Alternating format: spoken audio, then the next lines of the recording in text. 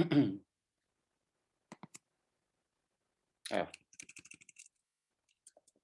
that's better. That's better. Excellent. All right. Well, this time I tried to make sure that I set to gallery view so that when it records, is it recording? It is. It's recording. So when it records the gallery and not just the speaker, right? Because many times when we're recording, we want to see, if oh, well, this student is asking this question, but maybe that's a very common question. Let's look at the expressions of other students, and if they have the same question, you can tell, right? Then you'll know, right? Oh, this must be a very important concept, because many students are trying to find out, and those kinds of things. That's why gallery view, I like gallery view better. Well, anyway, it's only 8:03. Hey, Kai and Queen, am I getting the name right? You got to train me at some point, okay? Not just today, but over time, okay? Queen, I think I got it right. I got to get the, that guttural fricative. I think it's a guttural fricative, that sound that J is being used for, but I don't know. Maybe they can train me.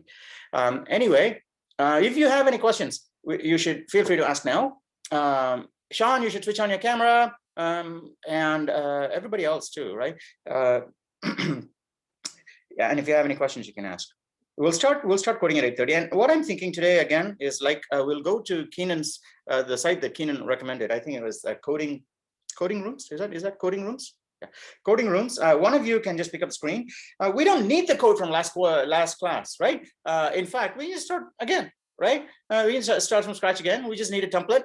And then I want to cover one more thing today, okay? It's very, very simple. I just want to cover branching statements, right? If, then, else, if else statements. It's very, very simple. I'll just show you. So what I'll do is when someone takes up the coding rooms screen, in the first, I don't know, couple of inches of code, I'll just show you a couple of, how to use the if statement, or how to use, well, forget about switch, okay? Switch you can read up in the modules, okay? If is the most important. And then there's one other form of if statement, which is kind of succinct, and it's just a shorthand, and I'll introduce that too. You don't need that, right? Technically, in order to be able to program really kick-ass stuff, you don't need any of the fancy constructs like, ternary operators, right? You just need, in fact, you only need a jump and a conditional test. That's all, right? And so all of these other things we have in these advanced languages, they're just syntactic sugar. Syntactic sugar to simplify the thinking for someone who's coding.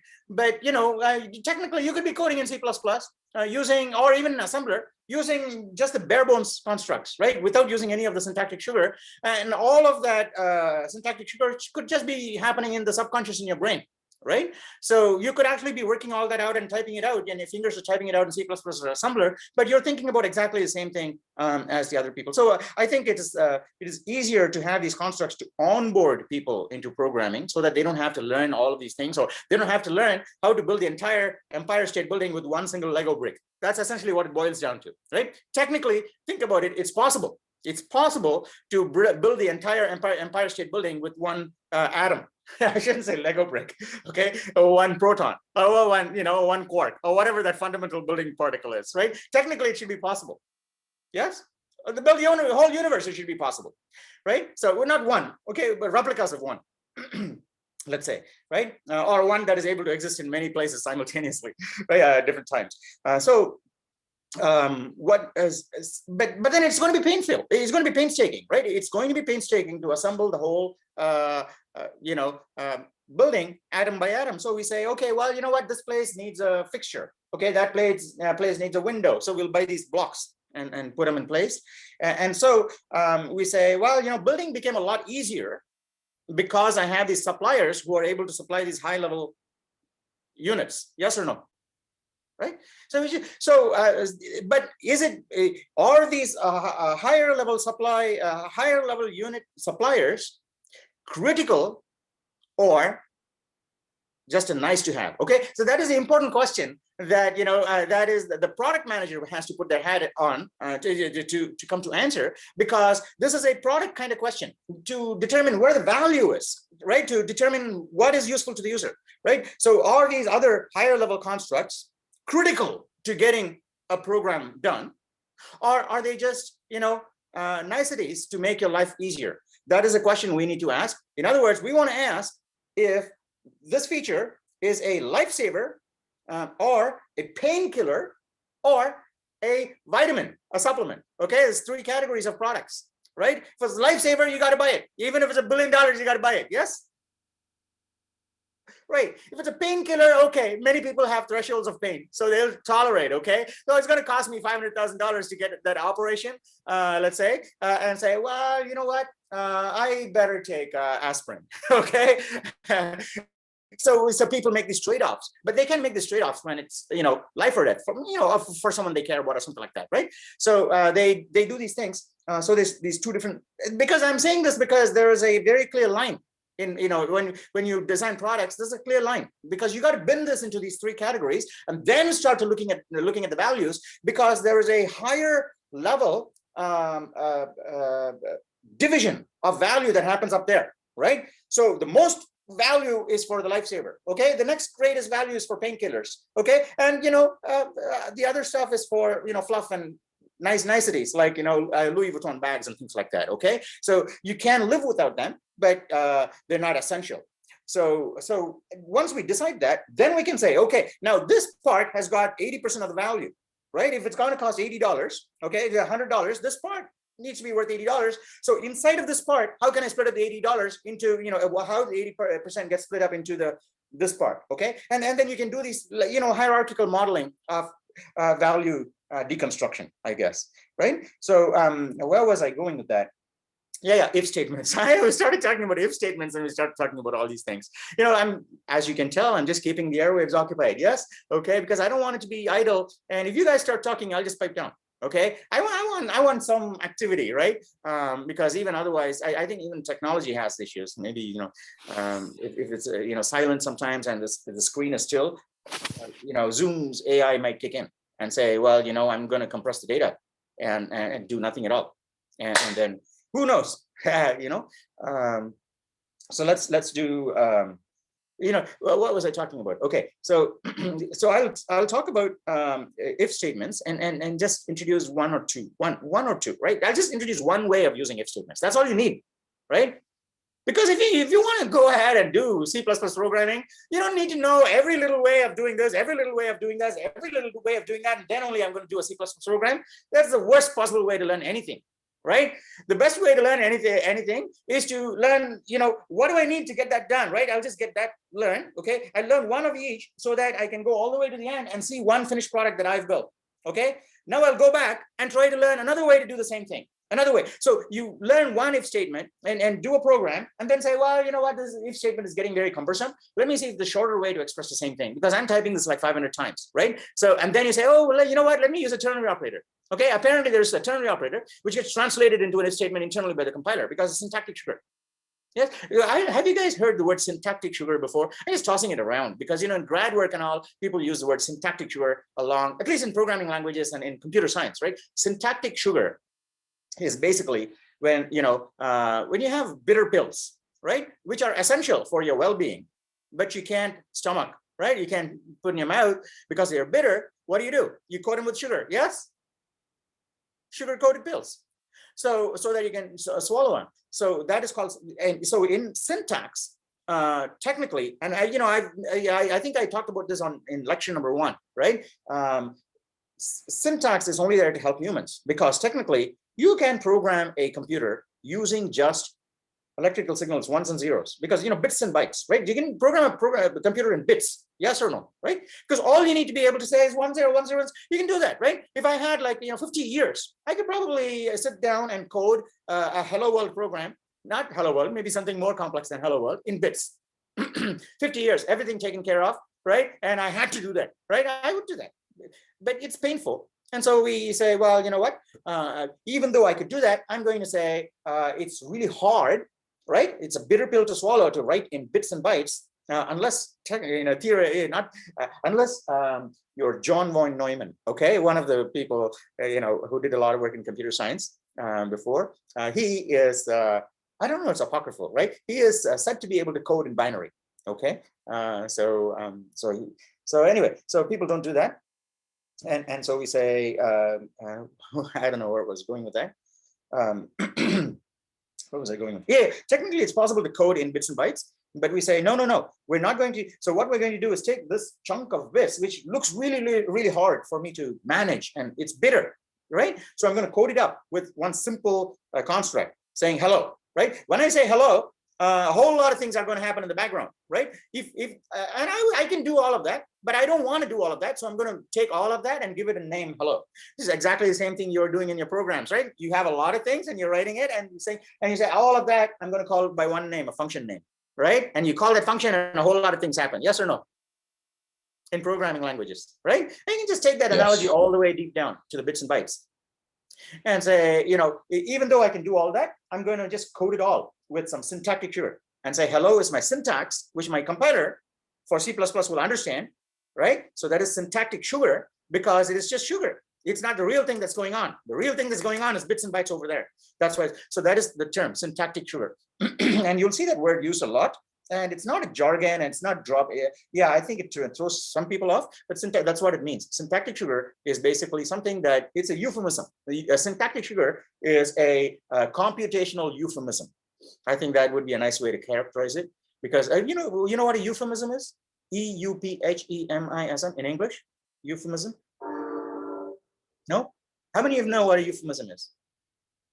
No? Right. A euphemism is a word that we use to sugarcoat a harsher word. It's a figure of speech in English. And so when you say, hey, you know what, that guy died, okay? And it's a very harsh thing to say to many people. So some people will say, hey, you know what, that guy passed on. It's different, isn't it? Two different words. Passed on is different, but it's not an idiom there. The idiom is, he drove his car very fast to Foothill, right? He flew in his car to Foothill, right? So they are two different words, two different meanings, yes? But this is not a euphemism. It's an idiom, right? So it's a very subtle distinction. And the same kind of distinction is here, because you can say when he died and he passed on, right? They're two different things, but here it's not used as an idiom. It's used as a euphemism because the meaning is clear, saying, well, it's hard to say that he died, so I'll just say he passed on, which is softer, okay? So that is called a euphemism. That's a figure of speech in English, right? So in computer science, you can say that many of the constructs we use, which we call syntactic triggers, are basically computational euphemisms, because technically you can do anything you want in bits and bytes, right? But it's going to be hard for many people. So we basically coat them up with something simpler, saying print, right? Double left then, left shift, okay? All of these things, we do that so that it's easier for us humans because we can deal in ASCII. Does that all make sense? This is useful at all to you, right? I'm just digressing all over the place because it's only 8:16 anyway, right? It's not 8:30 yet. We'll start coding at 8:30 as usual. We'll take up the coding rooms thing at 8:30 and we can talk about that. This is useful stuff, right? I don't have to talk about this shit, okay? So you guys, carry on a conversation. You want me to turn the laptop around so you guys can talk?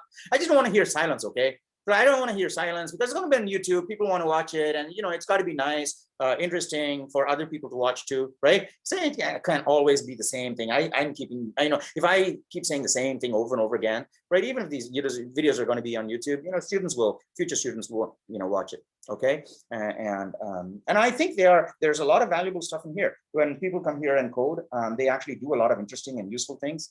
Okay, students help out. So these are all good examples for others to follow too, right? So I think we should all be out there.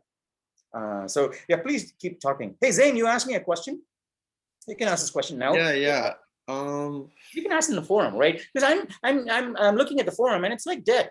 Okay, and you guys are not, and I'm thinking, why are these guys throwing away these easy to get points? This 2 weeks and it's the third week already, right? So 1.5 participation points expired last week, right? Because the first 2 weeks is 1.5 points, right? And then the next, so this week is 1.5 again expiring, right? Why are these people throwing away these easy to get points, right? You just need to be active on the participation forums, right? Just ask questions, interesting questions, answer other people's interesting, and try to make a name for yourself. Okay, so it's not even for any of those purposes, right? Use the forums to make a name for yourself, right? People are looking. I can tell you right now, right? Maybe it's a secret, right? I've been on all sides of the employment thing, right? So I know what employers are looking for, right? Employers are looking for not brilliant rock stars. Okay, brilliant rock stars are good, right? But really brilliant rock stars who can just work in their garage, that's not what employers are looking for, right? Because what we want are people that are intelligent, kind, courteous, right? Grateful, and are able to work with other people, and you can have interesting water cooler conversations with. Okay, that's what they're looking for. And so if you come off, so the forums are a great way for you to just demonstrate to other people how you work with other people. Because how you work on your own is not what is going to get you a good job. If you want to go on to become a solo rock star, meaning I'm going to create kick-ass stuff and I'm going to sell it and make a fortune and retire on my own on the top of a volcano. All right, so that's fine. You can do that. But if you're going to say, I'm going to create products for everybody to use, I want to be, employable, right? I want to be employed by some company which has a lot of really good software engineers so I can interact with them, right? So if that is your goal, then you have to put yourself out there and not just come off as a rock star, because I can tell you, right? Every really solid software engineer out there is actually a rock star, right? I mean, there's tons and tons of software engineers, programmers out there. I've met, many of them, right? Not all of them are rock stars, right? But we say, rock stars, they're very rare, right? And you can't, no, there's a lot of rock stars here, right? In Silicon Valley, there's a lot of rock stars. Even, many people out of Foothill, right? And some of you, many of you, all of you, in fact, right, could potentially become rock stars out there. And so they're all out there. So when you say I'm also a rock star, so they know, right? It's not like, this is a precious commodity here, we need to get them. No. So, all right, that's your starting point to get into the big boys league, all right, or big people's league, right? Because it used to be called the big boys league, right? And so just get in there, break the glass ceiling, and get in there and say no. So this is what a rock star is. Before, I used to be out here and looking at all the rock stars and say, oh, those guys are doing some cool stuff, and I'm out here. I can never get there. No, that's not true at all. Anybody can get there. Anybody, if they just set their mind to it, they can just get there. And I'm showing you the way, right? So don't be bothered about anything else. Just focus on what you have to do. Learn as much as possible, right? This is your unique opportunity. Once you start working for someone else, you cannot learn. On 100% of your time is not yours, okay? At least, if they're paying you a salary for 8 hours, they at least need 2 hours of your time, your mental cycles, okay? They're gonna go. So now you have 100% of your time to just suck in all of the knowledge around you, right? Don't waste it on partying and all these things, because that you can do endlessly afterwards, right? I can tell you right now, partying with, $20 in your pocket is no fun at all. But partying with, $20 million in your pocket is a great deal of fun, maybe, right? So why waste your time, partying in the small land? So don't waste your time now. Just get into it, because this, I think, by hook or crook, right? Accident, you've landed in a field that is a rich minefield. Well, technically every field is, but this is a rich minefield because you can reap great rewards for zero cost. Well, I'm saying zero cost, not really zero cost, but very minimal cost, even less cost than it would take in English, maybe, right? So in English, right, if you wanted to become a rock star, you have to write, and you have to spend lots and lots of money, really, right? You have to write stuff, you got to send it to journals, you have to maintain a logbook and say, I got published there, all right, these, even, who's this the person that wrote the Harry Potter thing, right? I mean, she sent it to how many publishers, and they all came back, right? And anybody would have just given up at that point, until someone discovered it. Well, actually a baby or a child discovered it, apparently, according to, apocryphal story again, right? And said, hey, Dad, I want to get the next chapter. And that's how Harry Potter became a success, according to the story, anyway, right? And so this is all of these. So you have landed in a field where you don't need to struggle like that, right? If you are good, you can actually have visibility, because people out there are, when they use a program, right? Think about it. Even when you go to Amazon or a bookshelf, Borders somewhere. I don't know if this Borders still exists, okay? Because, the Borders on Palo Alto, they converted into a coffee shop, right? I don't know. It's like, yeah, even if you go, right? If you want to buy a book, think about it, right? What do? You look at the author name first, right? Many times. Or you look at reviews, or you look at friends saying, oh, did they ask me to buy it? So you're going to look at all these things before you try it out. Yes. Well, right now, if you go and a lot of that filtration process is absent in software. What I mean is that your software only has to prove that it is useful, and it doesn't do malicious shit, right? It doesn't go and do crazy things on your phone, or right? And it's actually doing something that solves a pain point, not a, supplement, okay, right? Supplement, if it's a vitamin, it's got to be, so one or two of those will become like TikTok and things like that, right? But painkillers have a much higher chance of success, right? Lifesavers have 100% chance of success, right? But a painkiller has a much higher chance. So you got to choose where you're going to play, right? If you're going to play in the entertainment area where it's, I'm going to provide supplements, yeah, it's going to be harder for you, right? If you play in the painkillers area, you can learn the stuff and it'll be easier for you. So you say, I'm going to build a product, and out there, people are not going to say, who wrote this program, right? I use so many programs every day, and I'm not, and I know, and I trust these programs and I use them every day. I'm not going to look at, who wrote these programs, right? And not even if they came from Google or Amazon, if they have good reviews and things like that, we use it. Yes, that's right. Everybody. On our phones too, right? We look at the reviews and we say if it's safe and it's easily deletable, right? You can delete all of it without any trace and look at reviews, right? So that barrier is gone. See that glass ceiling. I see that glass ceiling that used to be there, not there anymore. So anybody, it's not even wealth, right? Look at that, right? Even like I said, in English also, right? You have to have a lot of wealth to be able to track, to be able to sustain yourself, right? But here you don't even need, because everything is almost free. You just go to a library, public library, right? Tax is paid already, and create something and release it out there, and you look at how people are picking it up, and there you go, right? So that is why I say this is a great opportunity for you. So don't squander it away. And this is the opportunity for you to go and I've set up the forums, and it was shaping up really nicely for you guys, but you should make use of it. And some quarters students use it and some quarters don't, right? And I have to remind you guys from time to time to make use of it, to say that later on someone could say, hey, you know what, that person it would make a very nice team member in our company, right? If you check out this Reddit handle, right? They were never argumentative. They were never self-righteous, asking for, this, I deserve this, give it to me, right? And they were helping other people out. That's the kind of employee I want to hire, essentially, right? Always helping other people out. And they said maybe they said 500 things, but 2 of those things were really nice, right? Nobody out there is expecting you to say right things 100% of the time. And that is a misconception that many students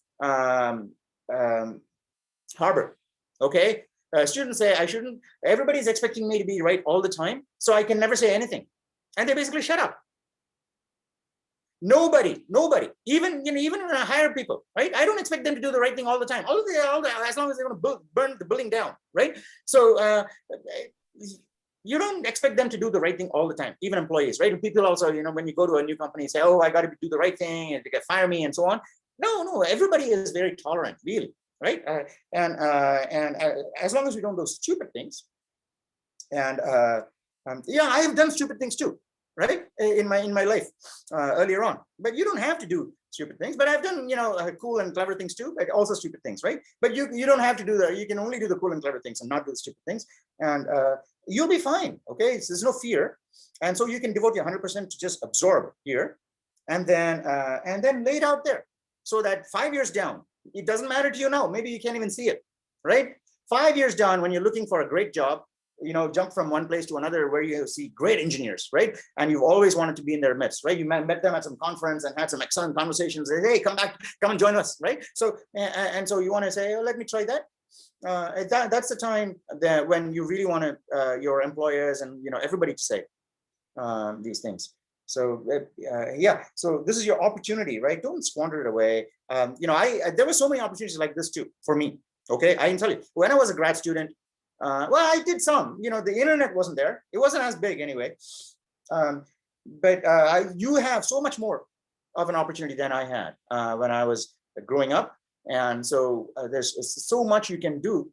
So much of your good things, right? So that is the thing, right? Everybody, each one of you, and you have so many good attributes that only maybe your mom and dad or your brothers and sisters or close friends know. Why? What's the point? Right? If it is something that you have that could benefit the whole world and it's useful and people will enjoy, why not just put it out there? If people don't enjoy it, they're not going to see it. If people enjoy it, they'll use it. So that's the thing. That is the primary reason why I said even my classes, okay, they're going to be on YouTube and public, okay. But previously I used to teach in classrooms, and then I thought, in classrooms, I say a lot of interesting things. Okay, I'm not in. I do sometimes. I say a lot of boring things too. I say a lot of useless things, and I say a lot of incorrect things. But I do also say, when I go back and listen to myself also, right? Maybe out of 5 hours, maybe like 10 minutes, there's some interesting things I've said. So I do say a lot of interesting things. And then sometimes very incredibly, right? And maybe people don't believe it, okay? Or it's not even rare, okay? Students say some of the most incredible things, okay? They make some of the most incredible observations. They come at things with a completely different perspective. And they sometimes point out things in proofs even, right? Even in proofs that, that would generalize them even better because of a student observation, right? So I know, right? I know that I've been in a math class when a prof came, it's a grad class, right? When a prof came, here's a thing that I've been noodling on, I'm going to prove this, okay? So, and he proved it. This is before class started. And then one of the students was sitting there and he said, well, you know what, that case, you can't account for that. And I said, no, I'm still trying to work it out. And the student said, well, maybe we can try that. And the next day, the professor said, hey, that was a fantastic idea. That basically rounded up my proof. How is that? Okay. So now this interaction, when I die, okay, and that professor dies and that student dies, is gone for good from this world, right? Because it's not stored even on electronic media. Now it is, okay? Now I've told it to you, right? And it's going to be transcribed by YouTube. And it's going to be there for the AI to pick up at some point, if it's relevant and all. But if this didn't happen, there are so many incidents. This is one, right? So many incidents like this. And these have happened even in my class, okay? Well, I talk about something interesting, some interesting data structure, right? And I say, well, you want to create this, but we want to, there is some, we haven't talked about overlapping subproblems, right? It's a very interesting, we'll talk about it towards the very end of CS2A, right? It's a very nice way to take a really complex problem and solve it with using the least amount of work by not doing anything that is going to be repetitive, right? So we just say, we identify all the parts in the solution that are going to be, same thing over and over again. And we say, well, it's the same thing. I'm going to do it once and remember it. Yeah. And it turns out there's a whole lot of problems that people are solving in the real world that are just taking a long time because they're doing the repetitive things, which they didn't solve once and remember. Does it make sense? There are lots of problems like this. And you will actually, in fact, in quest number 3, I think in quest number, I don't know, it's quest number 3, Fibonacci. Yeah, it's in looping, quest number 4. Okay, looping functions, you'll actually write one of these functions in which your function will just not end. It'll take a long time and you won't get trophies for it unless you think about it and say, well, you know what, the reason why my function is so slow is because it's doing a lot of repetitive nonsense. Let me identify what the repetitive stuff is, and then I don't have to do it again. I'll do it once and remember. Then you'll say, that's it, okay? And you just took your program all the way from a different galaxy to this one. That, you change it to a completely different order of magnitude in terms of performance. And you'll see. Professor? Yeah. Sorry to interrupt, but is the so the first quest was due today, right? Yes. I believe. Okay, so is it just due like as soon as it's midnight the previous day, or is it due? Technically, it was due yesterday, I think. Because it's due on the Monday of week 3. Oh, right. Yeah. Okay. However, right, because I think that you guys are, I don't know if you guys have gotten started or, full steam yet. Okay. So the first quest, let's say Wednesday, that's tomorrow. Okay. Yeah. So I'll pick up the scores on Thursday morning at 8 a.m. After our class on Thursday. How about this? After our lecture on Thursday, I'll pick up all the scores for quest number 1. But it's not going to change the deadline for quest number 2, right? All of that, that's Mondays. So now it's just every Monday of the quarters as a quest. Okay. Yeah. Unless, people have special requests. I'm always happy to consider these, right? If it's reasonable, I don't have any problems, right? So you can always ask me and I'm happy to adjust. Thanks. So when you say Monday, would that be Sunday midnight? No, that's what I said. Monday, usually it's when I wake up. I don't know. Well, not immediately after. Let's say around now. How about now? Right? It's kind of loose, okay? It's kind of loose. And if you manage to get it in a little bit later, like, 1 hour late or something like that, all you need to do is just send me an email. So it's not like you have to, nail biting finish. Is that okay with you guys? Yeah. So you're Alright. gonna run a bunch of tests on, you're just gonna run a series of tests on all the submissions, basically? No, you'll see all the results immediately. As soon as you submit, you'll see the results.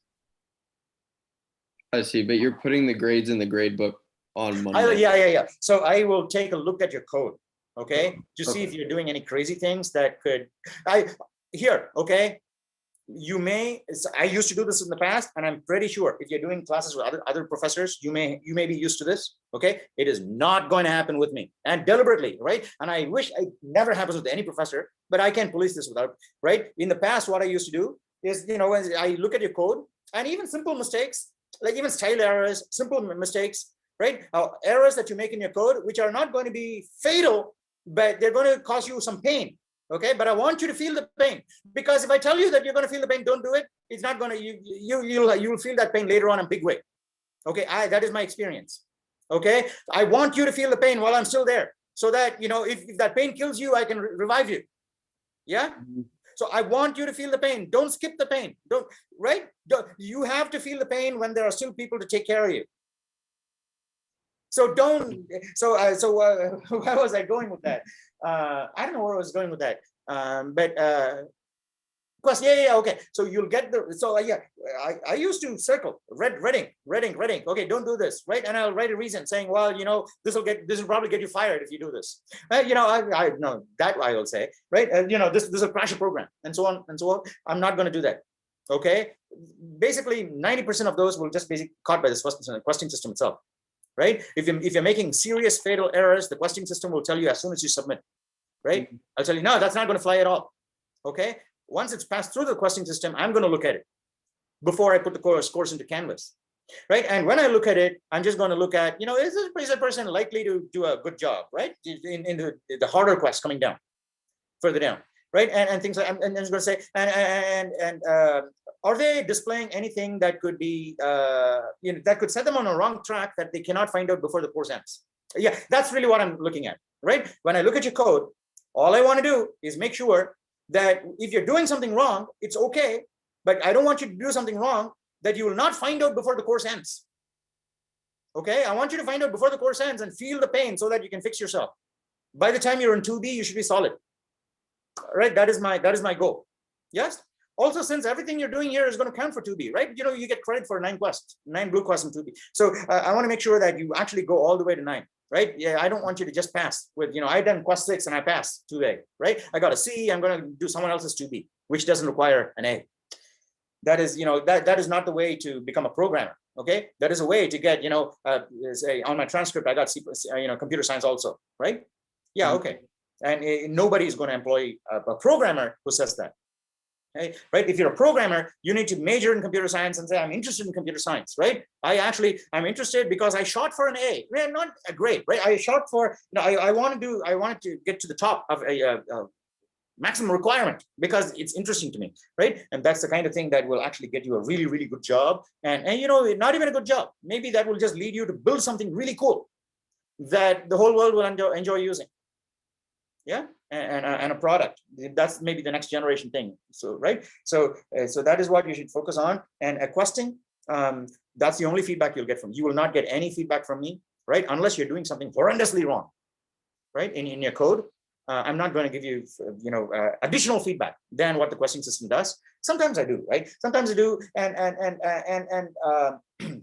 I don't make public comments about things like that in the Reddit. If you submit some horrible code. Right? Well, horrible code is not even going to make it past the questing system, right? So once it's in there, I look at it, and if it's really, really doing bad stuff, I might send you email, okay, saying, hey, why are you doing that? What's the point? What is the motivation for that? Because it's not going to help, right? And I hope that that conversation, that one-on-one conversation which I have with them, might eventually lead to an interesting post that person would make. Hey, I used to do that, and that's the drawback, and I shouldn't do that. Right? That's valuable. It's worth points to.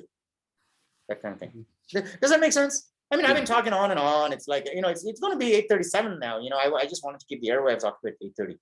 Right. So if you guys are happy, and you can still have a talk. Okay. If you want to chat amongst yourself, that's fine. Okay. Otherwise, let's just pick up a screen and we're all going to code on this, the coding rooms thing that Keenan brought up. I think it's free for us right now, right? We'll just use it as long as it's free.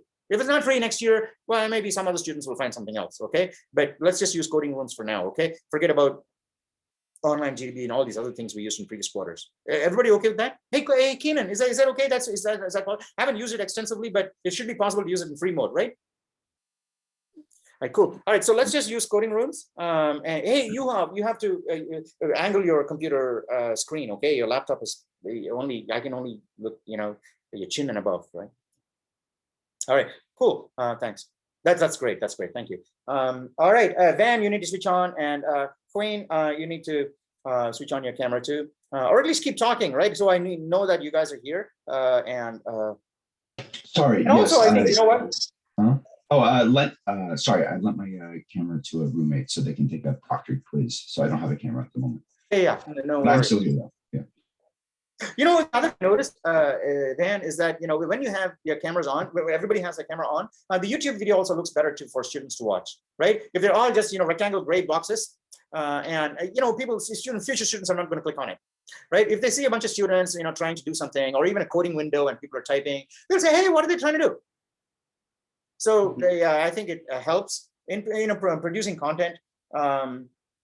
And all of this is going to be really useful content, right? Down the line, people are going to refer to these things, right? People are going to say, well, if you want to, people are going to extract clips, or the AI is going to extract clips from it and say, well, examples of if statement formatting. Okay, watch these the following 500 clips, right? Drawn from various videos, not just CS2A from our class, right?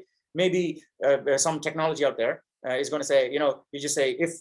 And on some future Google, right? You say I want to look at videos to do with if, and it's not just going to produce whole videos. Think about it. That's a great YouTube product, isn't it?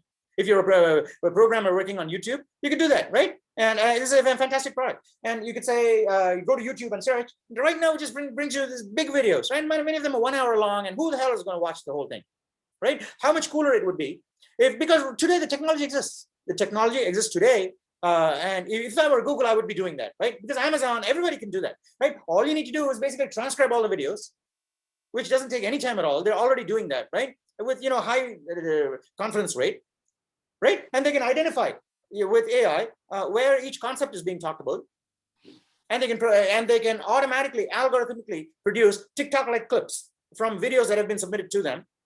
Yes, by chopping them up. And then you could produce a YouTube TikToks like site, right? And you go there and say if statements, and you don't get whole videos, but you basically get pages and pages of clips, right? Like TikTok like clips that only talk about this thing, and they're also ranked. Now, all of a sudden, YouTube would have basically exploded, right? Expanded their video catalog by 10 orders of magnitude even. Not 10 orders, right? An order of magnitude, because when they used to have 10 videos before, now it's all been chopped up like, mortgages, what they used to do, the financial fiasco, right? Mortgages is being split up and sold off as investments, right? Now YouTube can do the same thing with videos and say, no, I have these, 100 million videos, but I'm going to chop up all these videos and create these, TikTok-like segments from them. And now instead of 100 million, I have 100 trillion of them, right? Interesting segments. Now the AI can index all of them.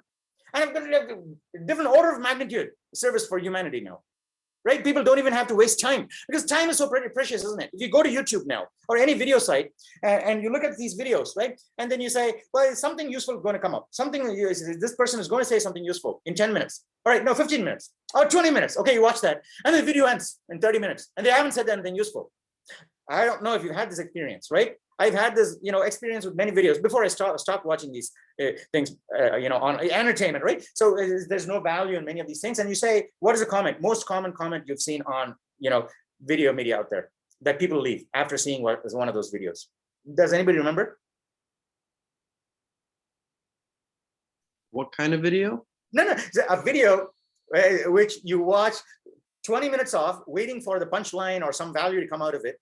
Right, you or believe a timestamp. Right? Oh, they leave a timestamp. Is that what you're saying? No, not the timestamp. The comment that people use. I know people say below. Thanks for wasting my time a lot. Yeah, but thanks for wasting my time. But the most common comment is a variation of that, right? I've seen. Maybe it's not anymore. give me my 30 minutes back. Oh yeah. Have you seen that? Mm-hmm. Because people have, time is such a precious commodity, and people are wasting time looking for that thing. Now imagine what a pain point. I'm not even talking about supplement here or a lifesaver. What a pain point you would be solving if you said, I'm going to remove that pain point where people have to waste 30 minutes of their lives to find value. Think about that. You can do that with technology today, and not even expensive technology, right? You can do that using Landos on Amazon. Mm-hmm. And you can do that. I'm sure YouTube has a team that's doing that. I don't know why it's taking them this long. Maybe it's because of, because maybe they are having to deal with all kinds of political and, legal issues, right? If you chop up things and how you apportion costs, I don't know. YouTube has a shorts. They have like shorts now. Actually. Yeah, but the shorts are things that people have to produce, right? Oh, I see. Yeah, I'm talking about anything that's bound by humans is basically bound. Mm-hmm. You got to let the AI take over. Then you can go to the next level, right? So you can take 100 million videos and turn them into 100 trillion videos. And so you can do that with technology now. It's just a matter of time and computing power. And then you would say, I got that much. That is a wealth of information, right? So you can produce, the point I'm saying, the point I'm trying to make with that is that these videos that you guys are part of, they may all end up with as useful instructional clips selected by the AI in 10 years down the line, right? 10 years down the line, maybe, Kylie explaining a concept with functions, right? And this is a class, and then she is coding and she's explaining something to someone else who asked a question, okay? And maybe that explanation is like 15 seconds long. That's all, right? It's lost in the sea of our videos right now, yes? But 10 years down the line, it won't be lost, because the AI will pick it up, it'll make a segment out of it, it'll be out there, right? And maybe it's going to be one of 10 trillion clips. But the AI will basically, rank it and get, and somehow the voting will, filter it. And if it's really good, it will basically filter to the top. It'll have a purely democratic, equal opportunity to rise to the top as any other clip out there. Whether that clip has been produced by Don Knuth, right? Or, Albert Einstein or Kylie, doesn't matter. How is that? Because when humans make decisions, all kinds of these, petty, limited thinking comes into play, right? Limited meaning people are always living in an illusory world. It's not the real world, right? They're living in a world of Maya where, everything is bound by values that people attach. The values are not real, all determined by society and keep changing all the time. So everybody thinks, I'm the sun, and everybody else is a planet around me, going around me. And that is the reality, is that is what everybody thinks, right? Everybody thinks that they are the sun and everybody is a planet, no matter how close they are, right? Their lover, their parent, their child, someone very dear, never mind, they're dear planets, right? Very close, but they're still planets. They're not the sun. Okay, that is, but the problem is everybody thinks that, right? But everybody has to recognize they think that, and the problem is everybody does not recognize that everybody thinks that, right? So if geographically also the illusion works out, right? Because if you think about it, the sun thinks the earth is going around it, right? But because the earth is spinning, the earth can also think the sun is going around it. And so the illusion is perfect. Nobody needs to think that they are not at the center of the universe. Yes? Because technically, if you think about, I don't know if you guys are physics guys, or if you have physics relatives, you can run this idea past them. The metaphor actually carries on, I think, even more beautifully, because it's not even the sun or a star, right?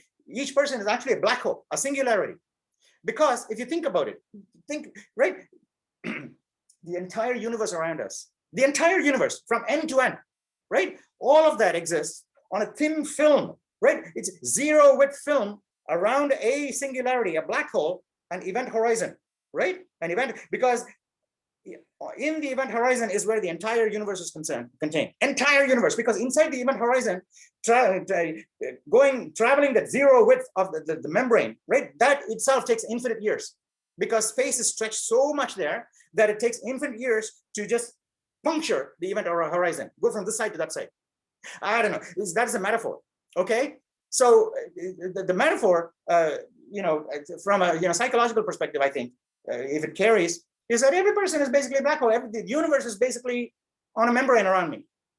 And that is the picture that everybody has, and but we don't recognize that, right? And so where was I going with all that? What's this illusion? How do I start? How do I even start talking about all that? But anyway, so sun and everybody thinks there's. I don't know how I got started talking about that. But you know what? We should just start coding, and someone should pick up the screen, and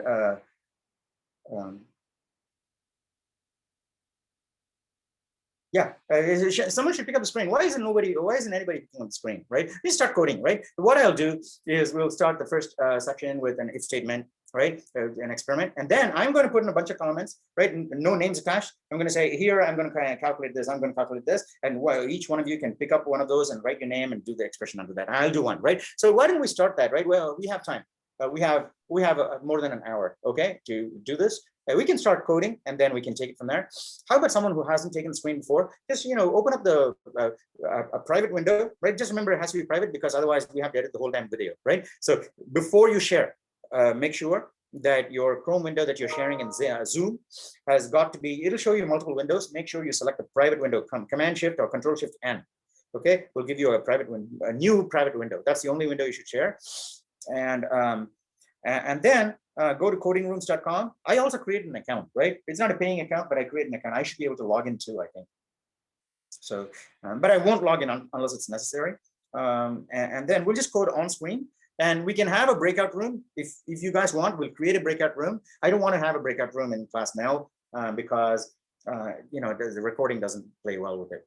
So if you guys want a breakout room, ask me, and I'll create a breakout room. A bunch of you can go there, talk about some problems and come back, okay? But the discussion has to happen in here. Is that okay with you guys? Okay. All right, good. So what I'd like, yeah. Are we going back to the coding room that we were on last Same thing. class?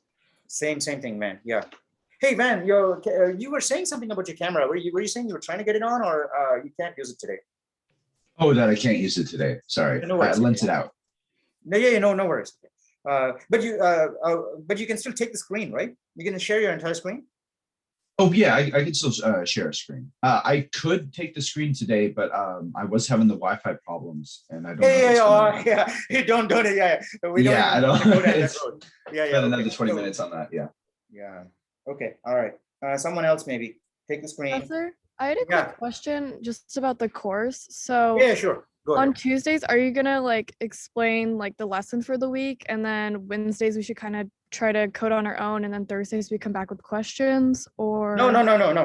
Thank you, Kylie, for asking. Every class is going to be identical, not Tuesday, Thursday, and so on. Every class is going to be just like today, right? We have a bunch of topics to cover, right? So like if statements, while statements, arrays. We'll just go through that sequence, right? Sometimes it'll be slow, sometimes it'll be fast, depending on you guys.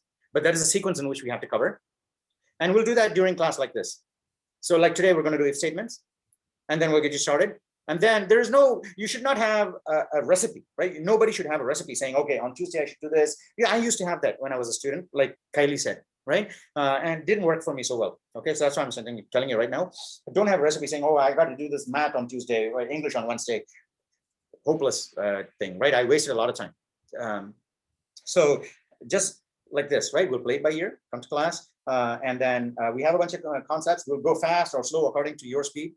But we basically just need to cover all that and say, all right, we're going to do this. And then Wednesday, I'm going to work on class or programs, my own projects, doesn't matter, right? I'll read materials. We have a whole bunch of stuff on loads of notes, questing, you can code.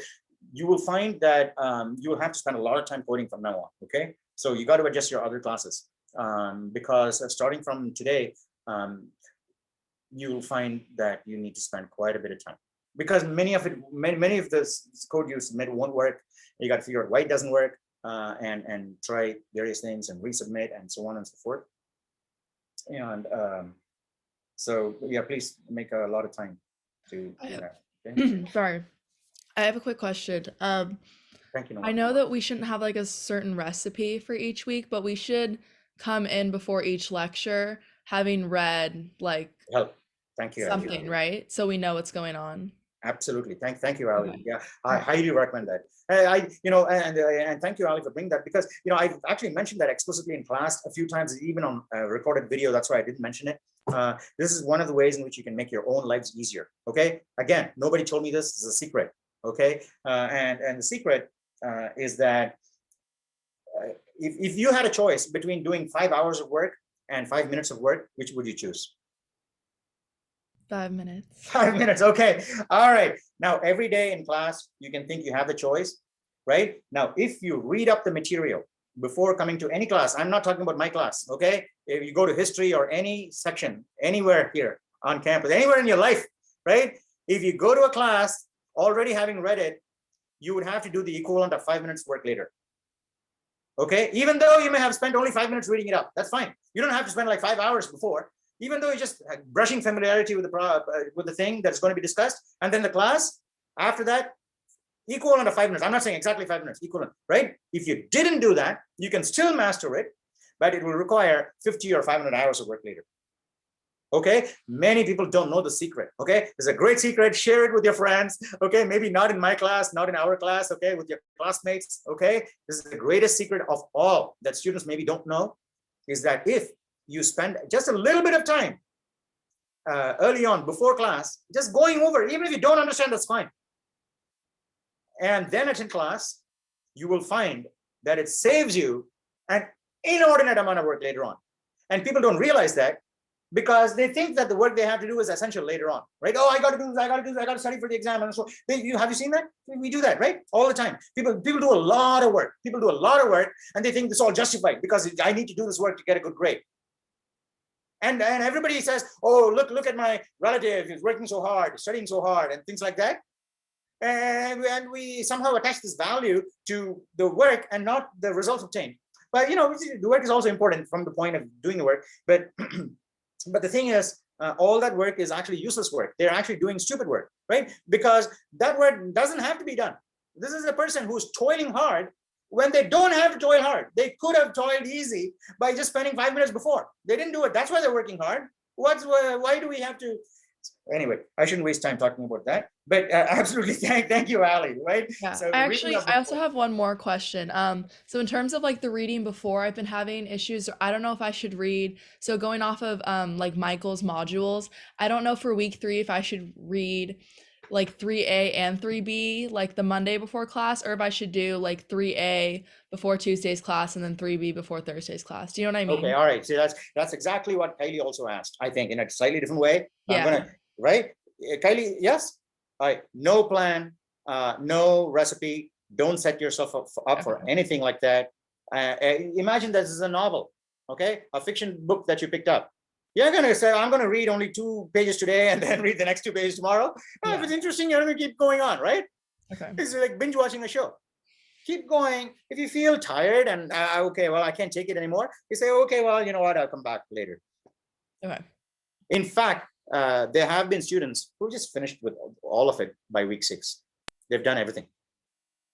And then the rest of the 6 weeks, they're just fooling around. I can tell, right? Many times I can tell. This student has done everything. I can tell even in the logs, right? They've done everything. And they're, and they're only submitting 1 at a time anyway, or formally or things like that. They're just fooling around, playing fool, coming up with interesting things and helping other people out. All of that is a great deal of fun, which you won't get a chance to experience.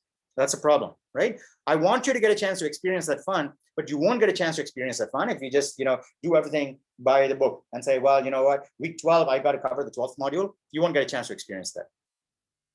Finish off everything in week 4, week 6, week 7, week 8, even. Try to aim to finish everything off as soon as possible. Then you get a lot of time to play around. You have to play around, right? So in a swimming pool, you got to get time to swim on your own, right? After your lessons like that. So finish off as soon as possible. Does that make sense? Everybody okay? Okay. Thank you, Ali and Kylie. And someone should take the screen. Oh, yeah, actually, no, I did. I'm glad. Actually, I was about to say that Kylie shouldn't take the screen. And by the way, Kylie, I should apologize to you, right? Because last class, I went and watched the video towards the end to make sure there wasn't things that I need to cut off or things like that. And I saw that you were actually rushing to your next class through the KJ's Cafe. Yeah, I have my next class like exactly at 10. I'm so sorry. Okay, It's I'm okay. sorry. I'm sorry. I didn't realize that. I think the problem is mine, because when you're coding like this, I couldn't tell who's coding, and because many people are coding, and I didn't think that you were coding, but turns out you were coding. Hey, you were sharing the screen and you cut off, everybody's dead that time. Yeah, thank you for your patience and carrying all of us with you until the very last minute. So thanks for that. Appreciate that. Hey, yeah, I'm sure all of you appreciate that, right? Because if you just cut off, we would have died in the water like that. All right, thanks. Thank you. And Noah, that's great. That's great. Thank you. Is everybody happy with this template so far? If you run this now, if you click run, it should just print hello world. Yes. Can we get a link in the chat for this? Oh, yeah. That's right. Hey, Noah, can you paste the link so that those guys Yeah. can also. Hey, before you paste the link, if nobody venture to the place where Noah is coding right now anyway, okay? So Okay. if there's multiple people there and obscuring stuff, it'll be hard for it. Everybody stay well below, right? Maybe draw a horizontal line at the bottom, Noah, of your code, not now, right? And everybody should just stay below the horizontal line so that confusion is minimized, okay? And then later on, you'll get a chance to wander all around, okay? Thank you. All right. Hey, Noah, just put a 2 on line number 9, go to 8 and hit enter. Weird, it's in read only for some reason. Or maybe Keenan or someone who, did you start it, Noah? Someone needs to set you. I didn't make this one. Yeah, I'm not sure. Did I do it? Do you guys normally set it up like in the workspace or like in a live classroom? Live classroom, I believe. Gotcha.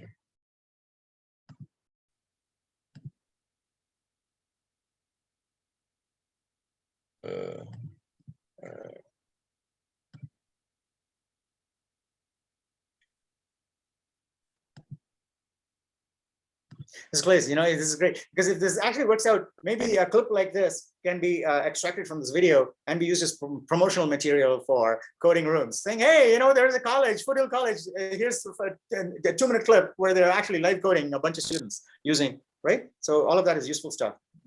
All right. I don't know about this camera and microphone thing. Maybe it is the. No, you don't need the. No, in fact, you shouldn't. I think because if you do that, maybe it'll take it away from Zoom. If you use the link that I sent, I made a new tab for today, and it's already all set up, so you don't have to worry about making a new one if you don't want to. Yeah, sounds good. Oh, it's Keenan, not Noah.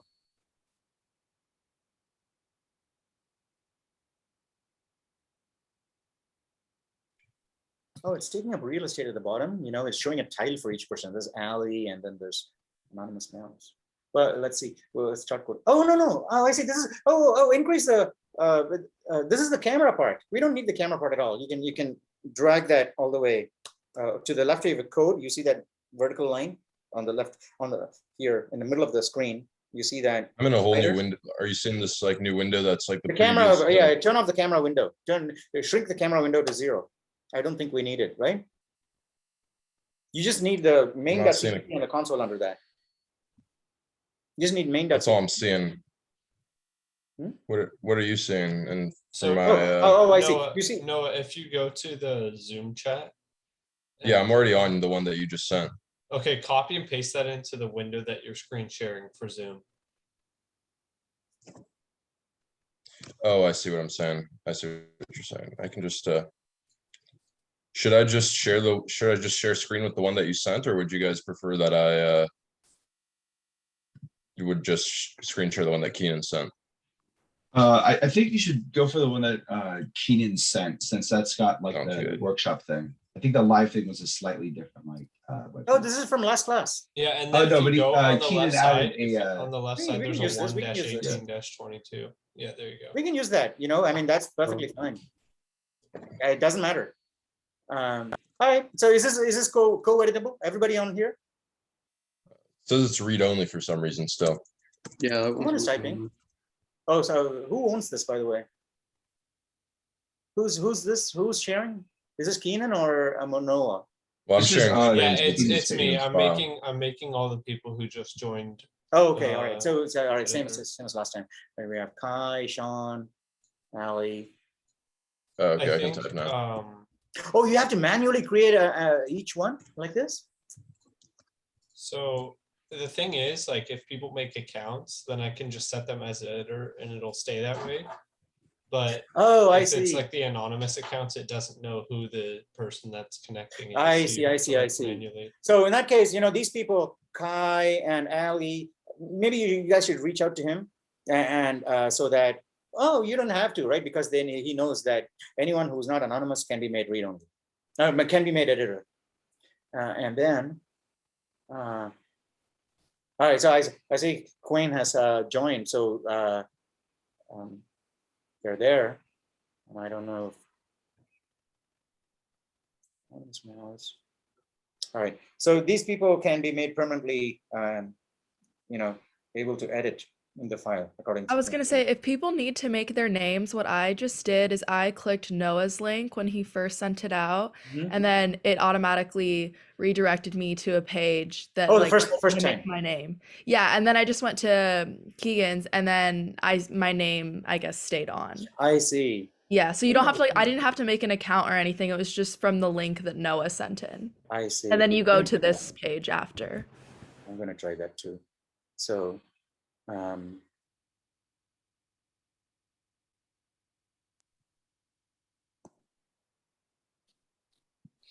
no, it's gonna. So I got to open a new Chrome. I'm not logged in. I'm just gonna be. Yeah, I understand. That's great. That's great. You get a chance to change your name. I think it's easier all around. All right. Okay, great. Just do a very simple hello world. Just make sure and click run, make sure it's working, and then we'll go and start editing it, right? Make a hello world. Yeah, hello. That's great. That's great. Who's typing, by the way? That's me. Noah, thank you. Right, put a new line at the end. Either an endl or a /n will do, right? Return 0 is good, right? And then put a /n or an endl at the end of hello world, right? Endl, okay, that's fine. Okay, now run it and make sure. I think there's 2 people there. Okay, only one should be editing. Okay, Ali is. Oh, hey, Noah. After line 11, hit enter. After line 11, hit enter. All right. Now one more enter, and then 2 forward slashes. Right now, hit a bunch of dashes. Right now, stop. No. Oh, yeah, okay, that's fine. All right. Now, everybody stay below this line, okay? Everybody stay below this line so that we don't obscure the cursor and things like that, okay? So can you run it? Can you run it?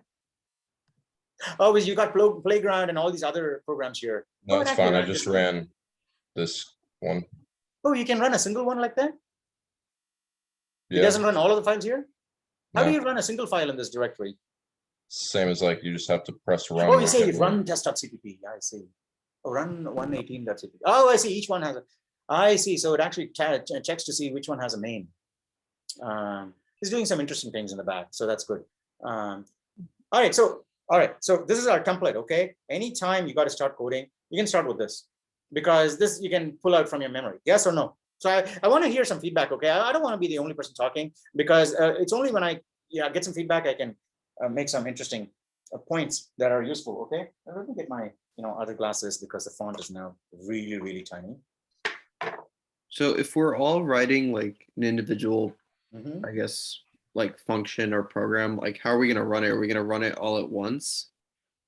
We're going to run it all at once. And then we're going to see the results all at once too. So we'll see very soon. Well, hopefully, what time is it now? In 10 minutes, right? In 10 minutes, we'll do the first run and see what it looks like. Yeah?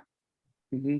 Okay. And okay, good. So now that's great. I can see much better. All right. That's much better. Okay. All right. So under main on line 5, hit enter. Hit enter. And let's say we're going to play with, let's say, example of branching statements, right? Put a comment saying example of branching statements. Use this below, right? Use this in your expressions below, right? Yeah, right. Use this in your expressions below.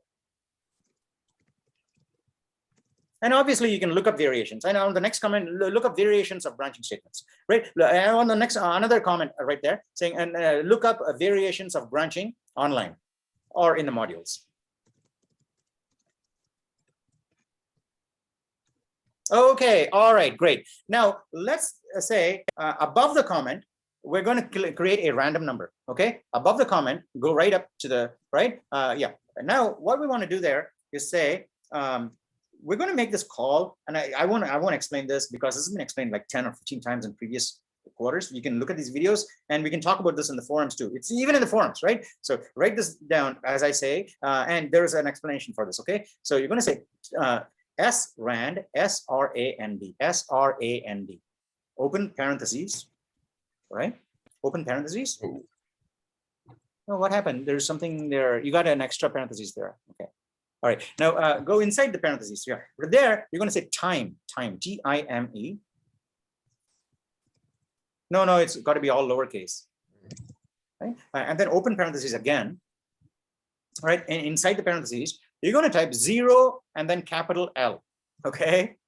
All right. This is really freaky, weird syntax. Don't waste your, brain cells trying to figure out what it is. Okay. Because it's an idiomatic syntax. Okay. There is no rhyme or reason to this other than history. So if you want to know the reason, look at our past videos. Look at a forum. You can actually look at search Reddit, subreddit for that particular term, and it'll give you a bunch of Reddit posts, right? It'll explain why we're doing that. Hit enter, right? And then on the right of that, right of the semicolon, right? Let's put a comment just saying what it is for the benefit of people that are going to just look at the code, right? Hey, Sean, are you typing? Who's typing, Sean or Noah? I'm not typing. Sean, you shouldn't be up there. You should be below the horizontal line. Oh, am I? I'm not typing anything. Sorry. Oh, but you showed up. You see that pink cursor? It says I see. Is that better? That's better. Yeah. Okay. Okay. My bad. All right. Okay. Cool.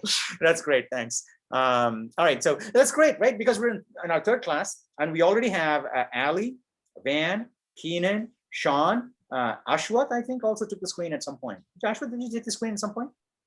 Yeah, I think last week. Last week, right? So quite a few of you, Ali, you haven't taken the screen yet, right? But you've been very interactive already.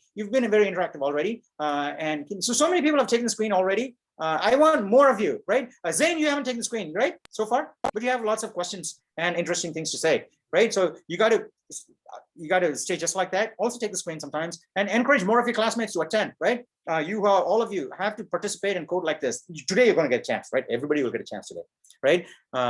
So SRAN, on the comment, you're going to say, seed the library's random number generator with the current clock value. Okay. Now I think that's enough of a not completely explanatory, but enough of a hint to know what that line is doing. Okay. Look it up, right? Look it up for more details. No, clock value, not block value. Current clock value. Clock means inside the computer there's a clock, right? Counting every second, right? That's been counting for a long time. So when you say time 0L, it's going to return whatever the clock value is, and it changes every second. The seconds counter, right? Since ancient times. So it's going to return the value. So it's random. You can't tell what it is, right? It's not random. It's some number that you can't tell what it is. You're going to take the number and say, take this number, and based on this number, generate a random number. So that's what you can look it up, right? Okay. Now on the next line after SRAN, on line number 8, you say int n equals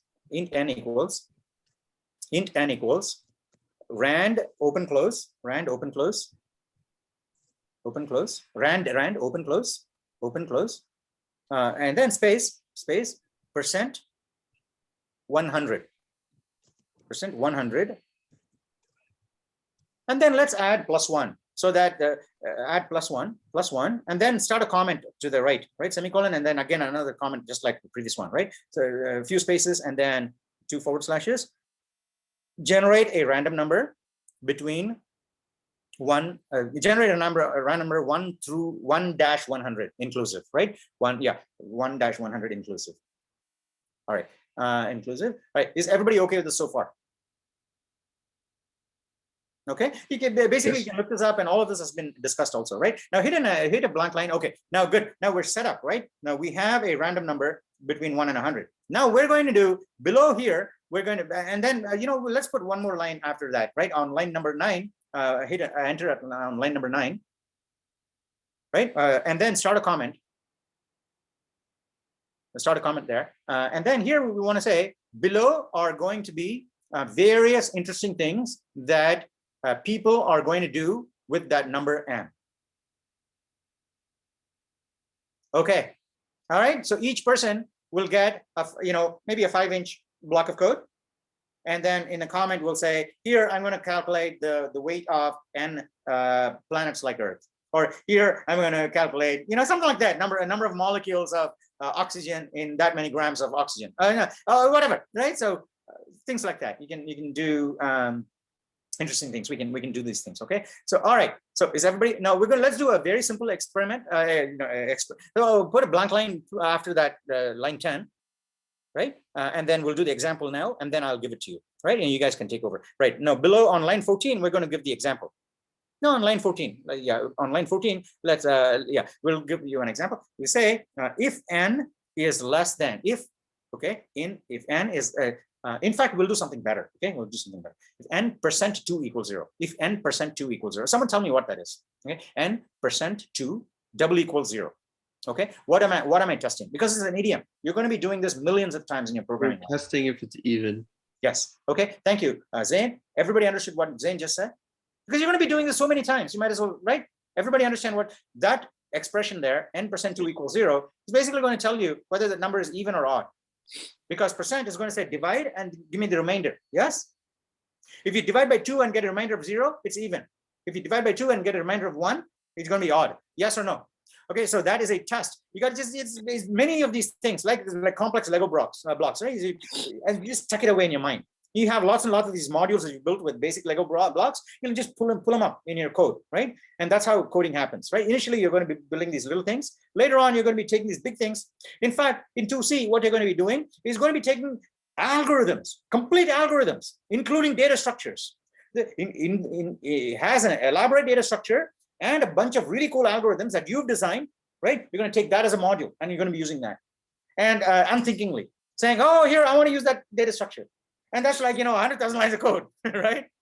So, but it's all exactly the same. You're not going to be thinking about 100,000 lines of code. You're still going to be thinking about 10 lines of code. You're always thinking about 10 lines, because the extent of a brain, right? 10 lines of code, but in that 10 lines of code, you're going to know, well, there's just one line of code, but it's going to make a call to my 100,000 line library that I wrote 2 years ago. So there's actually 100,000 lines here, but you're not going to be thinking about 100,000 lines. You're writing a 1,000,000 line program, but you're only thinking about 10 lines at a time, because you don't have to think about all the past history that you've done. You've already settled, saying that I've done that for 7 years now. I know how it works. So I don't have to think about that anymore. So I can think about more complex things. Yeah. Okay. So that's what we're trying to do. So now you can say C out, N, C out, left shift. You say, no, you say N. You want to say N is odd or N is even, right? N equals, N, is. No, it has to be even. Yeah, even. And then you can say else. Is everybody okay with this so far?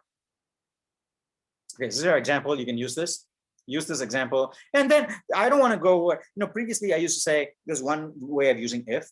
Another way is you can remove the braces, right? When are braces needed? When are braces not needed? What happens if you remove the else and only you have that part? So many different variations. Yes, 100. It's a waste of time for me to talk about all of these, because this is the only thing you need. Everything else you can discover. If you play around with it, you can discover. Because all you need, well, I have if, I have your jump statement. Now you can say, well, I can get rid of the braces, see what happens. I get rid of else, see what happens. You can find out everything by yourself. You can read up too, but don't read up, okay? Experiment and find out. Okay, so there you go. Now, if you run this, it should tell you, you need a new line after the both of the COUts. New line after both of the COUts. You just stick a /n. This is only two letters. /n after even and /n after odd. /n after even and /n after odd. On lines 14 and 17. Not there. Line 14. End of line 14. Is it 14? No, 15. Sorry. 15 and 17. Yeah, before the quote, after /n there. /n. No, it has to be backslash. Okay. All right. So again, right? So these are new lines. It's the same effect as endl at the end. Now, if you run this, it will give you a number and it'll tell you whether it's even or odd. Let's just run it and say, and then it'll say hello world too, because we still have it. Oh, wait. No, you have to run that. Okay, run again, because now if you run again, it'll give you a different number.